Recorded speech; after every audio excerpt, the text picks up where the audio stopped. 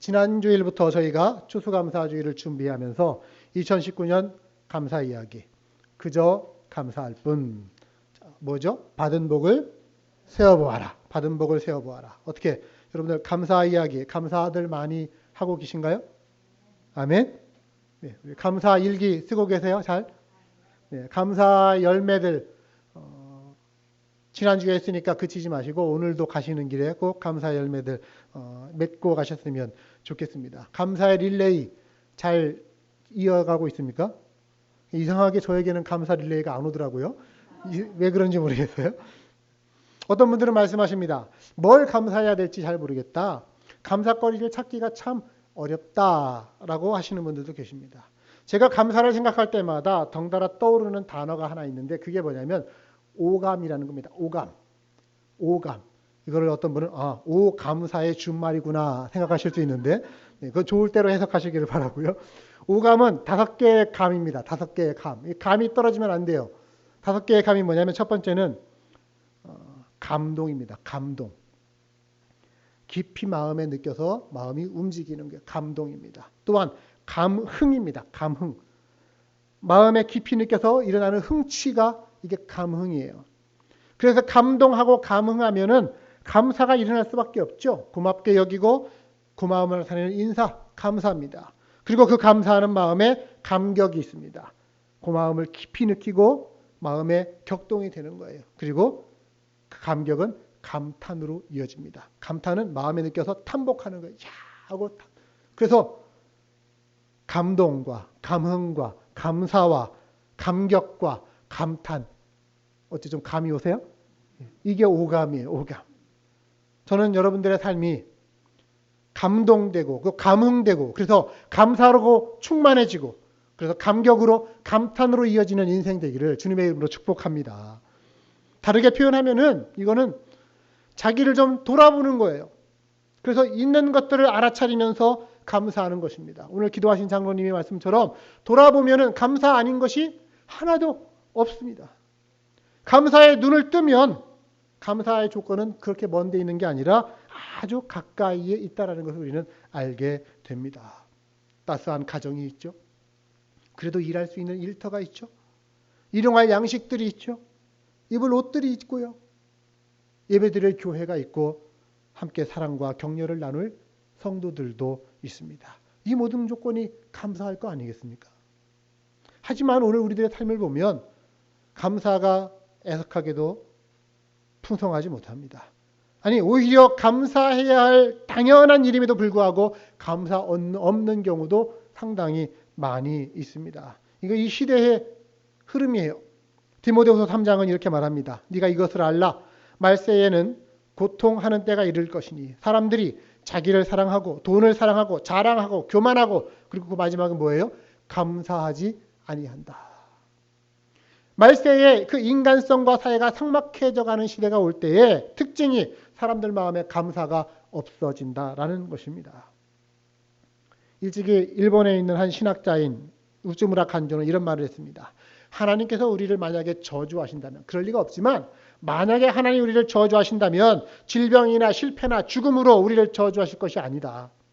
그 대신에 수없이 많은 하나님의 말씀을 듣고도 그것이 하나님의 말씀으로 들려지지 않는 그 무감각, 막힌 귀, 수없이 많은 하나님의 역사를 보면서도 하나님을 믿지 못하는 불신앙의 눈, 그리고 수없이 많은 하나님의 은혜를 덧입고 살아가면서도 감사가 일어나지 않는 그 메마른 심령, 이것들로 하나님 우리를 저주하실 것이다. 이런 얘기를 한 적이 있습니다.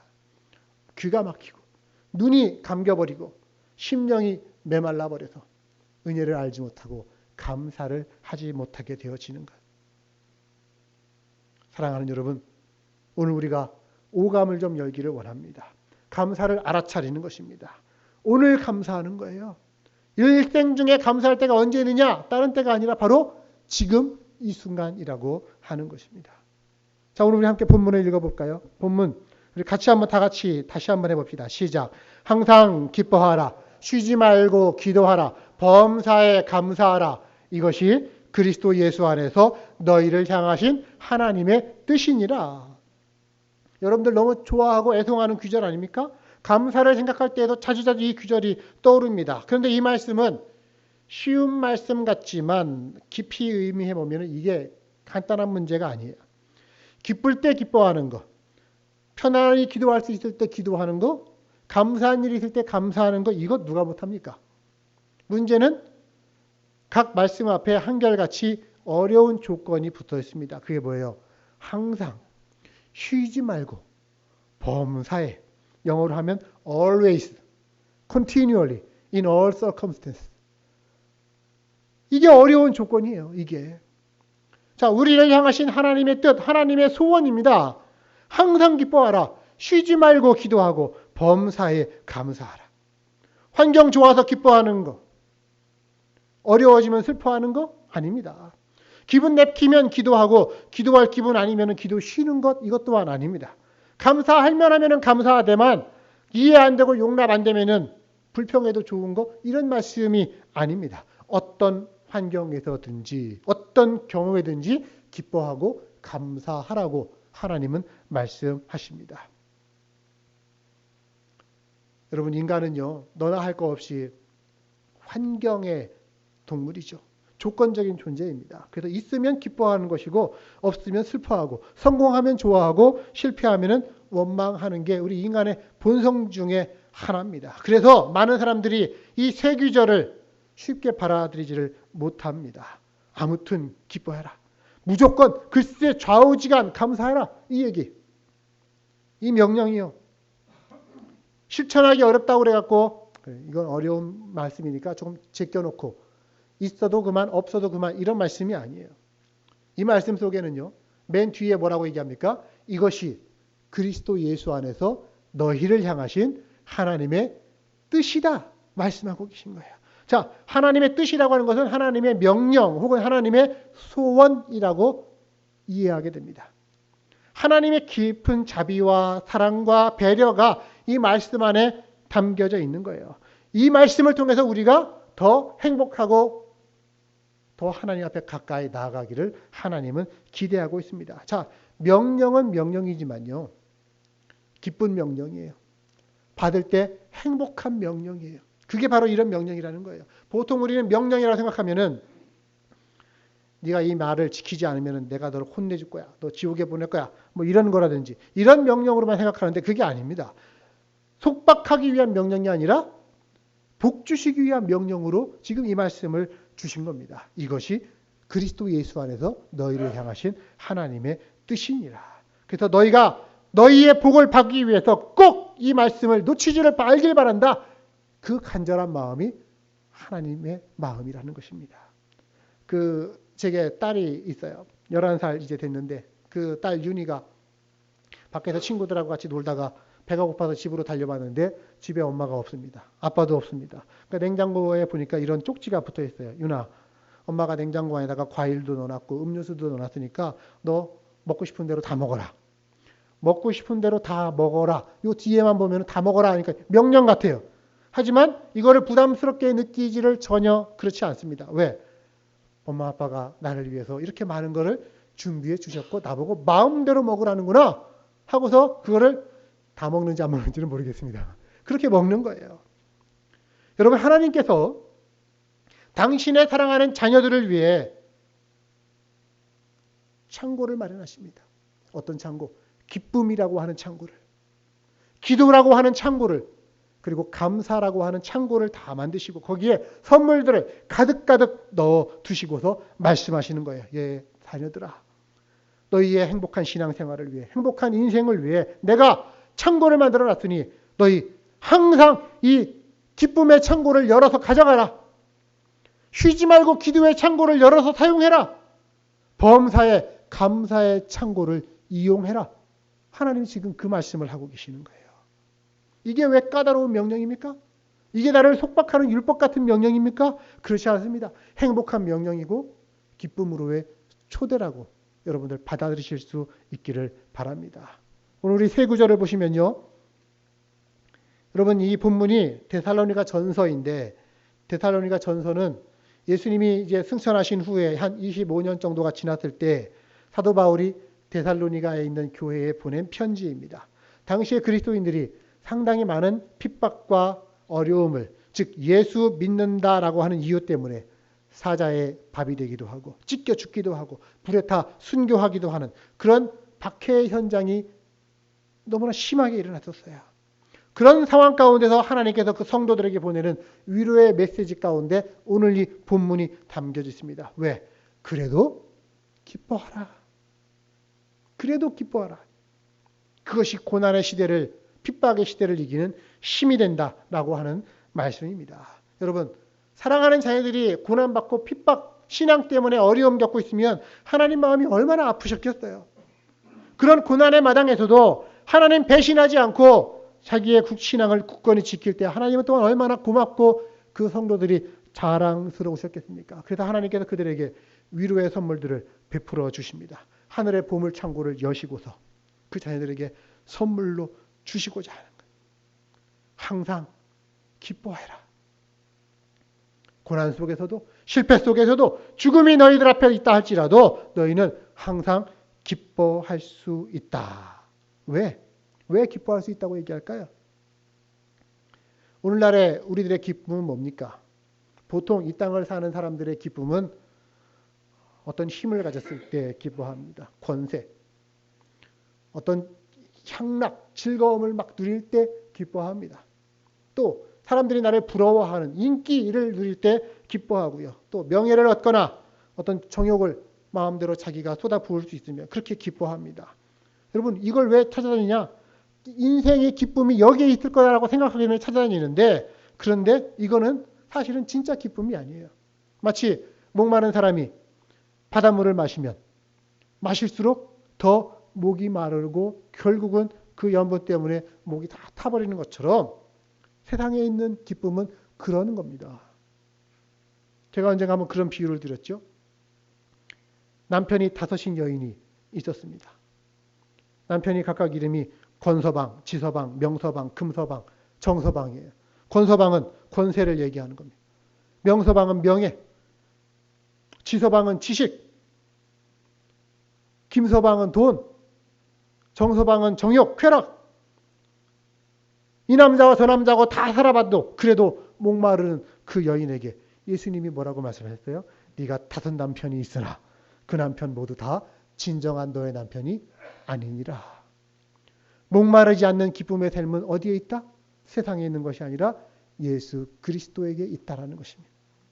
요한복음 4장 13절은 이렇게 말합니다. 예수께서 대답하여 이르시되 이 물, 세상에 있는 어떤 물들이든지 권세나 지식이나 명예나 돈이나 쾌락이나 그것들을 먹는 자마다 다시 목마르려니와 내가 주는 물, 예수 그리스도가 주는 물을 먹는 자는 영원히 목마르지 아니하리니 그 물은 그 속에서 영생하도록 솟아나는 샘물이 되기 때문이니라. 아멘. 자, 항상 기뻐한다라는 거, 이 무슨 얘기냐면 세상에서 헛다리 입지 말고 그만 하나님께 돌아와서 하나님으로 말미암아 기뻐하라는 의미입니다. 항상 기뻐하고 싶으면 하나님밖에 없는 거예요. 하나님 안에서의 기쁨, 있다가 없어질 기쁨이 아닙니다. 그것은 절대적인 기쁨이고요. 영원한 기쁨입니다. 세상 물을 먹는 자는 다시 목마를지라도 예수 그리스도가 주는 물을 먹는 자는 다시 목마르지 아니하겠다라. 사랑하는 여러분, 오늘 여러분들은 지금 어디에서 기쁨을 찾고 구합니까? 5 서방들 찾아 돌아다니고 계십니까? 아니요. 참된 기쁨을 우리가 찾아야 될 것입니다. 예수 믿고 구원받아서 하나님의 자녀가 된 기쁨. 여러분 그 기쁨을 누리시기를 바랍니다. 하나님이 나와 영원토록 동행하시는 기쁨이 여러분들에게 있다라는 것입니다. 오늘 내가 죽어도 영원한 하나님의 나라, 상급이 입이 된 그 나라에 간다라는 그 확신의 기쁨들, 이것만 붙들면 되는 거예요. 중보자의 기쁨도 있습니다. 하나님과 사람 사이를 연결하고 또 사람과 사람 사이를 연결하는, 관계와 기도로 연결하는 중보자의 기쁨. 하나님 안에서의 기쁨이 있죠. 하나님이 나의 마음을 다 헤아리셔서 내게 가장 좋은 것들로 채워주실 것이라고 하는 것을 믿는 기쁨. 성경에 약속된 기쁨입니다. 이 성경이 나에게 준 구원의 복음이 너무나 좋아서 그 구원의 복된 소식을 전하는 사명과 특권을 누리는 그 기쁨도 우리에게 있습니다. 나 같은 자가 때로는 주님 때문에 고난받고 어려움을 처하면 그것이 주님의 고난에 동참한다라고 하는 것이 돼요. 그것 또한 우리에게 기쁨이 될 수 있습니다. 인생 하루하루 살아갈수록 가만 보니까 예수 믿고 나서 지나온 내 인생이 내 안에 있는 인간적인 욕심들이 하나하나 조금씩 사라져가고 그 대신에 하나님의 뜻이 내 뜻이 되어져서 내가 날마다 예수 그리스도의 그 인격을 닮아가고 있구나라는 걸 알아차리는 거. 여러분 그런 기쁨 얼마나 좋은 기쁨이에요. 세상의 그 다른 어떤 기쁨보다 여러분 그런 하나님 안에서의 예수 그리스도 안에서의 기쁨을 누리실 수 있기를 바랍니다. 세상이 빼앗을 수 없는 기쁨, 있다가 없어지는 기쁨이 아니라 하나님으로 말미암은 영원한 기쁨이 우리에게 있습니다. 그러다 주님은 말씀하십니다. 항상 기뻐하라. 또한 두 번째 명령입니다. 뭐라고요? 쉬지 말고 기도하라고 합니다. 그 말은 다른 말로 하면 무슨 일을 하든지 기도하는 자세로 하는 것입니다. 기도를 생활화하는 것이기도 합니다. 좀 부끄러운 고백입니다 합니다만 저는 기도가 참 많이 약한 사람입니다. 목회자로서 특히 기도가 많이 약한 사람에 속합니다. 그럼에도 불구하고 저는 여러분들에게 이렇게 말씀드립니다. 하나님의 말씀과 뜻은 쉬지 말고 기도하라. 기도를 체질화하라는 것. 이것이 하나님이 우리에게 바라시는 뜻이라는 거예요. 사무엘 선지자가 이런 말을 했죠. 사무엘상 12장 나는 너희를 위하여 기도하기를 쉬는 죄를 여호와 앞에서 결단코 범하지 아니할 것이라. 자, 기도하기를 쉬는 죄. 기도를 잘 안 하는 거. 이 죄가 된대요. 왜? 왜 기도하지 않느냐를 보면 됩니다. 왜 기도하지 않느냐? 물론 뭐 여러 가지 어려움들 때문에 기도 못할 수도 있겠지만 보통은 교만해서 기도 안 해요. 내겐 하나님이 필요 없다라고 생각하니까 기도 안 합니다. 또 너무 바빠서 하나님 만날 시간 없다고 생각합니다. 하나님 없이도 이건 내가 잘 해결할 수 있다고 착각합니다. 내가 당한 문제는 하나님도 해결할 수 없다고 하나님을 무시합니다. 이게 다 불신앙이에요. 그래서 기도하기를 쉬는 것은 죄라고 하나님이 말씀하고 계십니다. 여러분 쉬지 말고 기도하라. 어떤 분은 어떻게 쉬지 말고 기도합니까? 아까 말씀드린 것처럼 기도를 체질화하고 또 기도를 즐겨하는 것. 왜? 기도가 명령이기 때문에. 행복으로의 초대가 되는 것이기 때문에. 하나님의 자녀들만이 가질 수 있는 특권이 되기 때문에 기도하라는 것입니다. 여러분 하나님이 누구십니까? 온 우주의 주인 아니십니까? 창조자, 섭리자. 그런 하나님을요 만나기라는 게 쉽지 않은 거예요. 사실은. 뭐 국회의원만 돼도 만나기 쉽지 않지 않습니까? 그러나 온 우주의 창조자, 섭리자가 되시는 그 하나님을 우리가 아무런 약속 없이 언제든 만날 수 있습니다. 시간, 장소 제한받지 않고 언제나 만날 수 있습니다. 무엇으로? 기도로서요. 무엇이나 의논할 수 있고 무엇이나 하나님 앞에 말씀드릴 수 있습니다. 하나님은 어떤 우리의 큰 문제든지 우리가 기도로 하나님 앞에 아뢰을 때에 거절하지 않으시고 아무리 시시한 문제라 하더라도 무시하지 않으시고 기쁘게 의논하시며 들어주십니다. 이게 하나님의 뜻이에요. 그래서 쉬지 말고 기도하라. 행복한 초대입니다.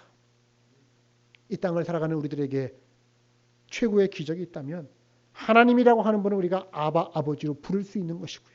그분을 늘 만날 수 있다라고 하는 것이고요. 그분께 늘 기도할 수 있다라는 것.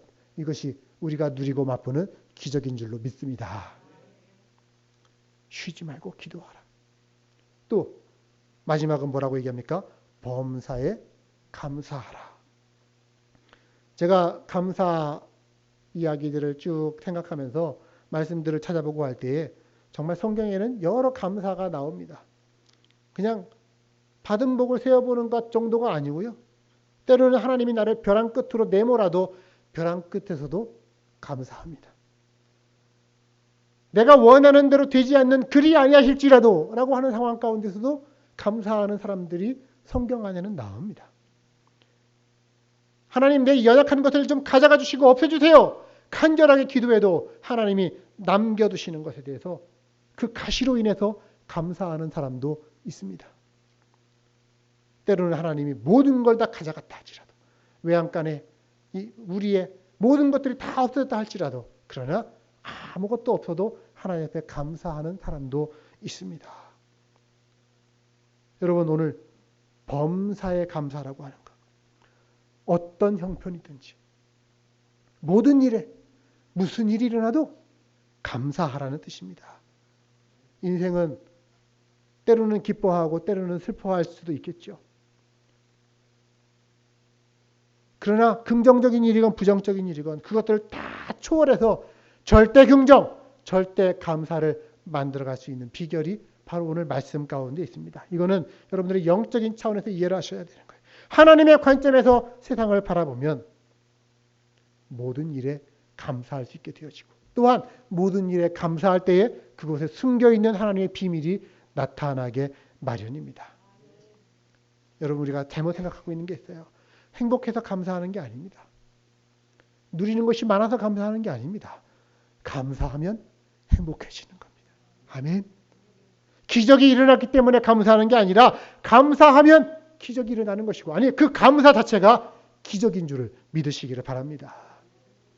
어떤 교회에서 이런 일이 있었답니다. 간증을 제가 들었는데요. 목사님이 설교를 하시는데 감사에 대한 기도에 대한 얘기를 하시면서 기도의 내용이 많아야 하나님이 들으시는 것 물론 그럴 수도 있겠지만 감사하면서 기도해야 하나님이 들으신다. 이게 사실이잖아요. 그래서 그 말씀을 하셨대요. 이 말씀을 들은 한 여집사님이 계셨습니다. 이분은 늘 자기 남편 때문에 기도하시던 분이었습니다. 남편이 좀 속을 많이 상하게 해줬어요. 왜냐? 이 남편이 술고래예요. 일주일에 7일은 술을 마시는 분입니다. 평균 7일. 그러니까 인사불성이 되어서 밤늦게 집에 돌아오는 거예요. 그런 남편을 보니까 늘 원망, 한숨이 나오는 거예요. 그날도 마찬가지였답니다. 문 앞에 남편이 쓰러져 있는 거예요. 그래서 그 남편을 겨우겨우 끌어다가 방에다 눕히고 옷을 벗기고 생각해보니까 팔자 타령이 나올 수밖에 없는 것이죠. 야, 이 생활이 1년도 아니고 2년도 아니고 벌써 몇십 년이 됐는데 훌쩍거리면서 하나님 앞에 기도합니다. 하나님, 나 어떻게 살아요? 어떻게 살아요? 그때 하나님이 자기한테 주신 그 설교 말씀이 생각나는 거예요. 감사하면서 기도해야 하나님이 들어주신다. 그래서 그 남편을 두고 이제 기도하려고 하면서 이 남편을 보면서 감사할 거를 지금 찾아내는데 위로부터 아래까지 쫙 흐르는데도 감사할 게 별로 생각이 안 납니다. 왜? 아무것도 없는 거예요. 맨날 술 취해갖고서 자기 문 앞에 쓰러져 있는 그 남편 뭐가 감사할 게 있겠어요. 그래도 감사해야 하나님이 들어주신다라고 하니까 하나님 감사하면 들어주신다고 하니까 그저 감사합니다. 그저 감사합니다. 그저 감사할 뿐이 여기서 나온 얘기예요. 그저 감사할 뿐입니다. 그저 감사할 뿐 하면서 이렇게 기도하는데 그 순간 성령님이 자기의 마음속에 이 생각을 주시더래요. 감사할 게 떠오르는 거예요. 남편 때문에 감사할 거. 뭐냐? 저 인간이 그렇게 술이 취해갖고서 10년 넘도록 이렇게 들어오는데 차에 치여 죽지도 않고 길바닥에 얼어 죽지도 않고 하나님이 도와주신 거예요. 신통방통한 거예요. 하나님 감사하네요. 이게 막 나오는 겁니다. 아니 술에 취해갖고서 어디 딴짓 가는 것도 아니고 자기 집 꼬박꼬박 찾아오니까 너무 신기해요. 감사합니다. 감사의 고백이 나오더라는 거예요. 또 생각해보니까 다른 집 남편들은 술 먹으면은 주먹질도 하고 뭐 계집질하고 이런다는데 자기 남편은 그냥 술 먹으면 잠만 자니까 이것 또한 감사한 것 같은 거예요. 술 그렇게 많이 마셨는데도 아직까지 병원 한 번도 안 갔으니까 그것도 감사한 것 같은 거예요. 생각해보니까 감사할 것들이 계속 나와요. 이게 감사를 할 걸 찾으면 감사가 보이는 거예요. 아, 술 먹은 다음 날이면은 그래도 술 때문에 미안하다고. 그러니까 365일 맨날 미안하다고 하는 거예요. 그러니까 미안하다고 하니까 그래도 또 그것도 감사한 거예요. 또 감사한 거. 토요일도 늘 취해서 들어오는데 그러고 나면은 주일날 늦잠 자니까 주일날 자기 교회 가는데 방해 안 하는 것만 해도 또 감사한 것 같은 감사가 일어나는 겁니다. 그렇게 하나하나 감사하는데 사실은 이 감사가 여러분들 들으시면서 좀 웃긴 감사잖아요. 그래서 자기가 생각하기에도 좀 이런 감사 드리는 게 너무 웃기기도 하고 초라하기도 하고 그래갖고서는 불평하면서 감사하는 게 아니라 그래도 감사하면서 감사하는 하나님 감사합니다. 그러면서 자기도 모르게 남편 손을 잡고서 기도하고 있다는 겁니다. 하나님 감사합니다. 하나님 감사합니다 하는데 자기 눈에 나오는 눈물이 뚝뚝하면서 남편의 손을 적셨어요. 그때 남편이 목말라서 물물 찾다가 깨어나갖고서 자기 아내가 자기 손잡고 눈물을 흘리면서 감사합니다 기도하는 거를 슬며시 보는 겁니다. 당신 지금 뭐 하는 거야? 당신 지금 뭐 하는 거야? 당신과 사는 게 너무 감사해서 그래요. 하고서 자기가 감사하면서 하나님께 기도할 때 하나님이 들어주신다라는 그 말씀 얘기, 그리고 당신이 이런 것에 내가 또 감사하게 되네요 하면서 그 감사한 얘기들을 쭉 하니까 이쯤 되면 어떻게 해야 돼요? 네. 벼룩도 낯짝이 있지. 그렇지 않습니까? 네. 이 남편이 자기가 그렇게 속 썩이는 거 자기는 왜 모르겠습니까? 다 알아요. 그런데도 불구하고 자기와 살아주는 것에 감사하다고 하니까 미안해가지고서 거기서 여보 내가 당신 소원 내가 아는데 나한테 갖고 있는 제일 소원이 교회 가는 거지. 내가 다른 거 못해도 그건 가줄게. 이번 주일부터. 내가 술 먹는 거는 내가 끊지 못해도 내가 교회는 같이 가줄게. 하면서 약속을 하고 그 다음 주부터 교회 가기 시작했다는 겁니다. 근데 술 끊는 거 절대 못한다라고 했던 그 사람이 3년 지나서 술 끊고 집사가 되고 교회 봉사하고 이렇게 살아가고 있다는 간증을 제가 들은 적이 있습니다. 물론 그 집사님 댁처럼 지금 감사하기도 하기만 하면은 나의 모든 골치 아픈 문제가 다 해결되지는 않겠죠. 하지만 우리가 분명하게 믿고 아는 것이 있습니다. 우리가 우리의 문제를 감사로 받아들일 수만 있다면, 내가 처한 상황을 감사로 고백하고 하나님 앞에 감사의 기도를 드릴 수만 있다면 하나님은 못하실 것이 없는 하나님이십니다. 하나님은 그 문제를 얼마든지 바꾸실 수 있는 분입니다. 상황을 바꾸시고 해결하실 수 있는 분이라는 겁니다. 그게 우리가 믿고자 하는 거 아닙니까? 감사의 기도는 우리의 마음을 바꿉니다. 그 일을 바라보는 우리의 인간적인 관점도 바꿉니다. 아이고 내 팔자야가 아니라 하나님과 내가 저런 사람을 통해서 어떻게 내가 바뀌어야 되는지 하나님의 관점으로 바뀌게 되는 겁니다. 그래서 하나님의 뜻이 나를 통해 이루어져 가는구나 라는 것을 경험하게 되어지는 것이죠. 결국 우리가 늘 아는 말씀처럼 신앙의 안목에서 보면은 모든 것이 합력하여 선을 이루게 되는 것입니다. 그런 감사. 그래서 범사에 감사라고 주님은 우리에게 가르쳐 주십니다. 자, 이 세 가지의 하나님의 행복으로의 명령. 항상 기뻐, 쉬지 말고 기도하는 것. 범사에 감사하는 것. 사실은 중요한 게 앞에 건데 앞에 걸 제가 다 했어요. 여러분이 이번엔 앞에 거 하시고 제가 뒤에 거 할게요. 시작. 기뻐하라. 기도하고 감사하는 여러분들 되시기를 바랍니다. 자, 말씀 마무리하겠습니다. 언젠가 제가 이거는 정말 내가 발견한 아주 대단한 거야 라고 해가지고서 이걸 내가 좋아하는 사람들과 공유해야지 해가지고 여러분 이거 아세요?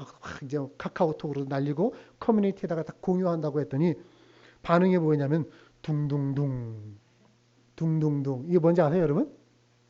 뒷북치고 있다라는 거예요. 이미 다 알려진 얘기인데 제가 새삼스럽게 둥둥둥 뒷북치고 있다라는 거예요. 여러분 뒷북치다라는 걸 제가 이번에 영어로 배웠습니다. You are one step behind me. 한 발짝 뒤떨어져 있다. 네. 인생도요. 뒷북치면 성공하기 어렵습니다. 감사도 사실은 그래요. 뒷북 감사는 물론 감사의 효력이 없는 건 아니지만 좀 약합니다. 진짜 효력 있는 감사는 뒷북 감사가 아니라 앞북 감사예요. 앞에서 북치면서 가는 거예요.